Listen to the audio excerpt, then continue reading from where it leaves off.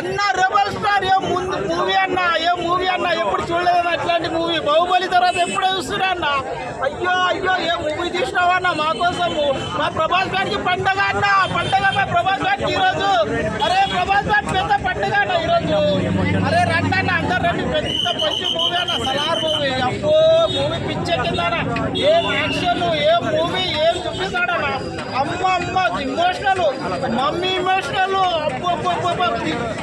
అసలు పిచ్చి వేసిందన్న థియేటర్ లో. అరే నాకు ఇప్పుడు ఇంకా నాకు ప్రభాస్ ని చూస్తున్నట్టు అనిపిస్తుంది. థియేటర్ ముంగట అనిపిస్తుంది అన్న. బయటకు వచ్చిన అన్ని ప్రభాస్ అనిపిస్తుంది. అసలు ఆ నడక ఏందన్న, టీషర్ట్ తీయడం ఇలా నడకడైందన్న. మాటలేంది, ఆ డైలాగ్ ఏంది, ఆ చెప్పుడు ఏంది, ఆ మమ్మీ గురించి చెప్పడం ఏంటి, ఫ్రెండ్షిప్ గురించి చెప్పడం ఏంటి, అసలు ఏం నేర్పిందన్న ప్రభాస్. పెద్ద పండుగ అన్న, సత్యవతురా అన్న.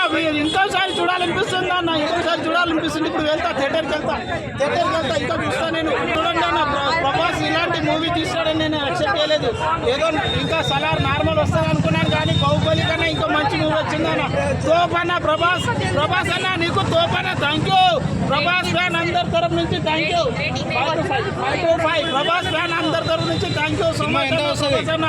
ఎన్ని కోట్లు వస్తాయి సినిమా అన్న? డబల్ అన్న, పెట్టిన దానికన్నా డబల్ వచ్చేస్తుంది. ఇదే ఐమాక్స్ లో సగం వచ్చేసింది. 2 కోట్లు ఆల్రెడీ లోపల వెళ్ళిపోయింది నిన్ననే, మీకు అందరికీ తెలుసు.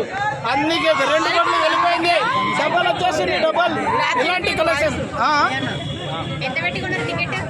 నేనా జీవికేలో 415 4 o'clock 15కి షో, 4:13కి టికెట్. ఇప్పుడు నెక్స్ట్ మూవీ ప్రసాద్ ఐమాక్స్.